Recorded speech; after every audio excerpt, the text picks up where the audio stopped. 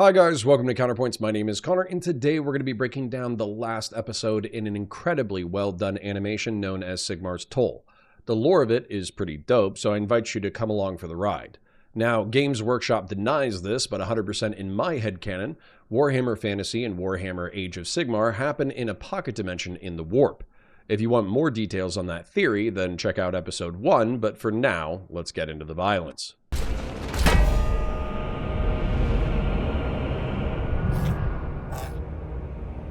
Theodore, take your flock and eliminate their guns, while we move in to attack the gate.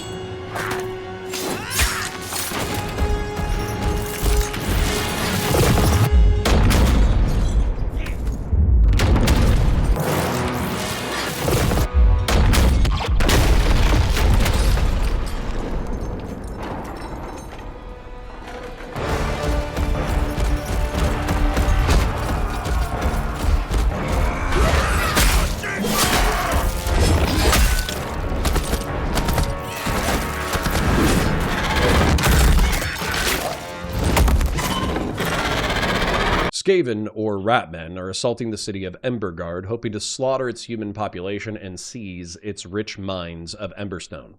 Emberstone is magically infused rock that, when ingested in concoctions, makes warriors braver, stronger, and more vicious, while when placed in ballistic weapons, it makes the projectiles more violent and explosive.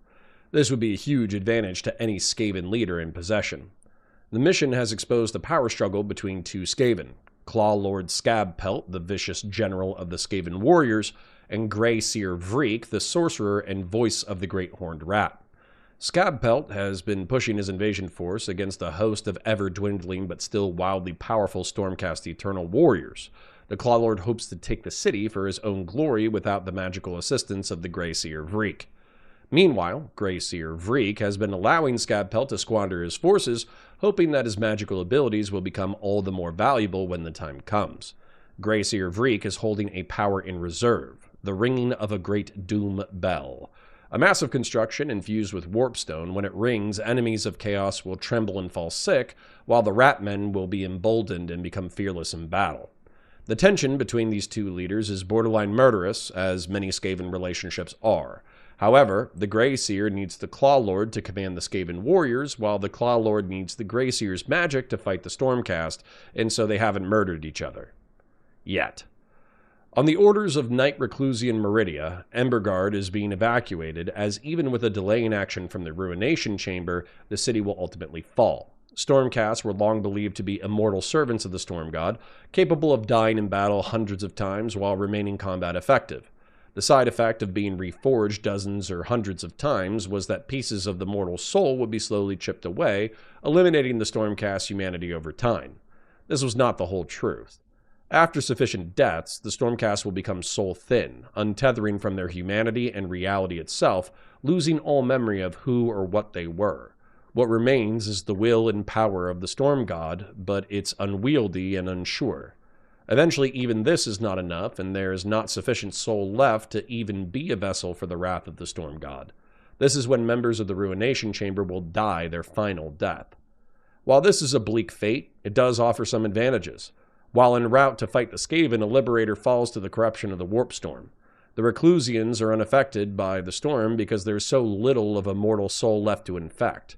To end the Liberator's suffering, the Lord Terminus asks that Knight Questor Leotis give him a merciful death, which Leotis reluctantly obliges.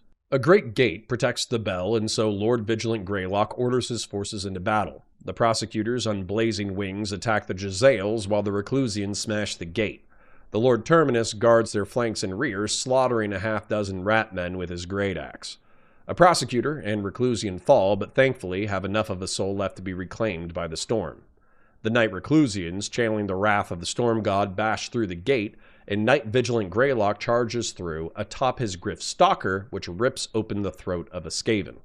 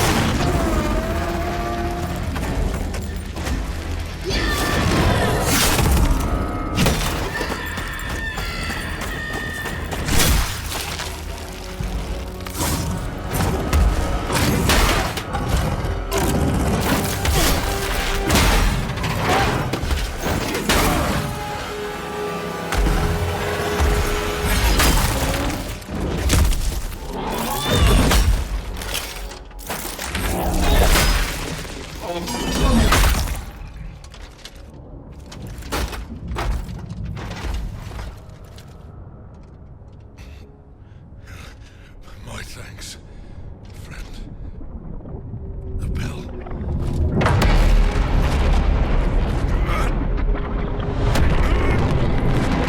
The Great Horned Rat has achieved power in the mortal realms on par with the Chaos Gods. With trillions of industrious, ambitious, cunning, verminous souls, he's able to grant great power to his hordes, including allowing them massive constructions on par or superseding the industry of men. The Great Bell is one such construction. Held aloft by massive chains and lumber and infused with warpstone, the slaughter and corruption of the surrounding world allows it to channel the power of the warp. Grayseer Vreek rings the bell, sending warp shockwaves throughout the battle. The Memoriam Priests and Knight Questor Leotis are shaken by the rings, but the Knights Reclusian are resistant, though not impervious.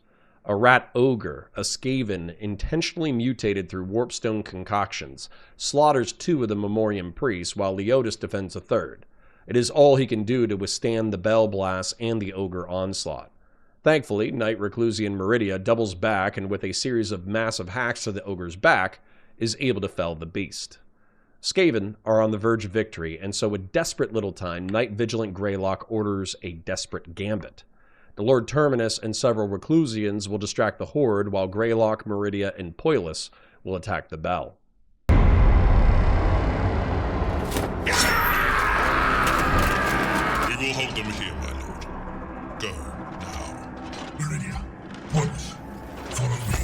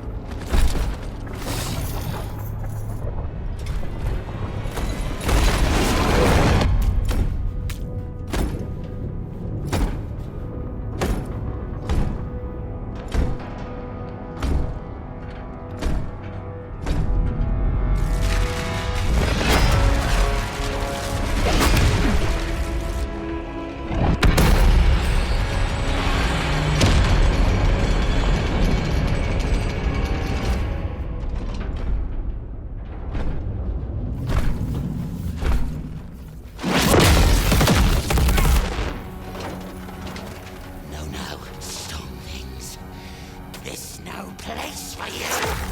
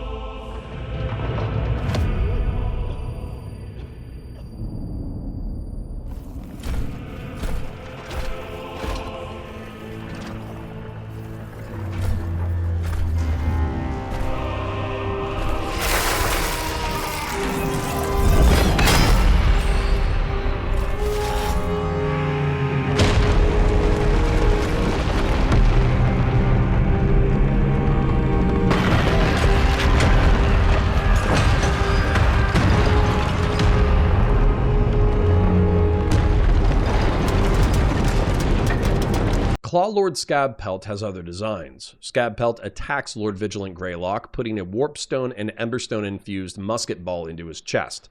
This infects the Stormcast warrior. Pushing through the incredible pain and infection, Lord Vigilant Greylock charges past the Clawlord and Gnawbeast, almost being decapitated in the process. Luckily, a couple of Reclusians distract the Clawlord while Greylock pushes on with the mission. Meridia and Poilus are both able to sever massive chains, leaving it all up to Lord Vigilant Greylock. Already weakened from the musket ball and near decapitation, the Stormcast Lord is blasted by Greyseer Vreek. Facing his imminent death with grim resolve, Greylock is saved at the last moment by Meridia, who steps in front of the warp blast.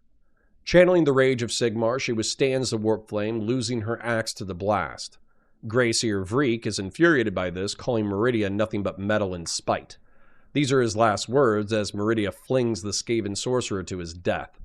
Another ring fells Meridia, flashing her back to her first death as immortal. Channeling the power of the Storm God, Lord Vigilant Greylock summons the rage to strike the great chain, destroying the bell.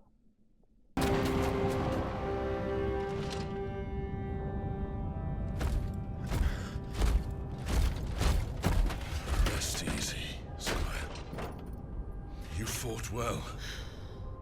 No, my duty is not yet done.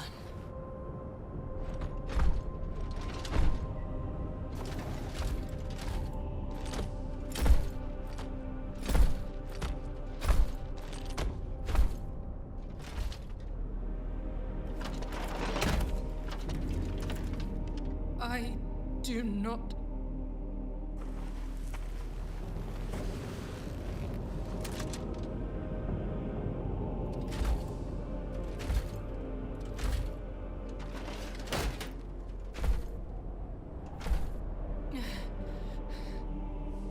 Lord Terminos. Rest easy, sister. Your war has been long, but it is over. As is my oath, as is my calling, as is my charge by mighty Sigmar. I offer you a final death. Before you were chosen by Sigmar, you were a great warrior. A champion against chaos. You fought alongside your brethren during the Soul Wars. Back to back at the siege of the City of Bladed Shadows, where you slew the last echo of the Broken King. In the 15th year of the War of Beasts. Do not be so quick to offer yourself to his anvil, old friend. You are too careless with your soul. I sense it, wearing thin. There is always more to lose. No. Stay. You stood alone at the Bridge of Bones, against the hosts of the dead. and drove back the revenant legion.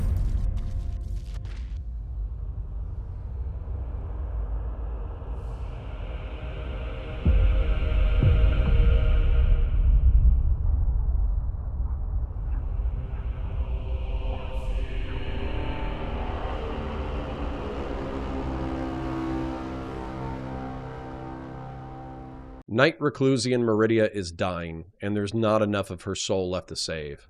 The Lord Terminus, as is his duty, offers Meridia a final death. Memoriam priest Jaxa reads off Meridia's saga, trying to tether her remnants to her soul. Meridia, remembering Leotis in these final moments, tells him not to be so reckless in battle, to not offer himself so easily upon the anvil of apotheosis. She senses already that he is wearing thin and will soon face the same fate that she does. She asks Leotis to stay, as Lord Terminus ends her with a swing of the great axe. Rather than be sucked into the storm, Meridia dies her final death. I'm not going to lie, I love this lore development for the Stormcast. I'm a much bigger fan of 40k than fantasy, but during the launch of Age of Sigmar, I heard many complaints about the Mary Sue and Gary Sue characters of the Stormcast. I heard they were overpowered with no real risk to their existence, that the slow chipping away of their personalities and memory was not such a bad price to pay to be an immortal warrior of a storm god. Making them ultimately mortal, making them feel every death, not just physically, but also spiritually, making them stare into the void of uncertainty, in my opinion, completes their thematic arc. It makes them a lot more like the Astartes of 40k, but in a good way. The Astartes of 40k are near biologically immortal, but the demands of their service guarantee that they will inevitably lose their humanity, their sanity, or their lives. Eventual death in battle is as guaranteed to an Astartes as are the laws of gravity or entropy, making it so the Stormcast can face the horrors of the realms bravely, but as their soul is chipped away, the glory of their service slowly fades into a bleak stare into the abyss, and the choices they make in spite of that grim fate is thematically beautiful, and I applaud the creators of this series. If you want to support the channel, please remember to like the video, share it with your friends, ring the bell for new videos, and comment for the comment gods.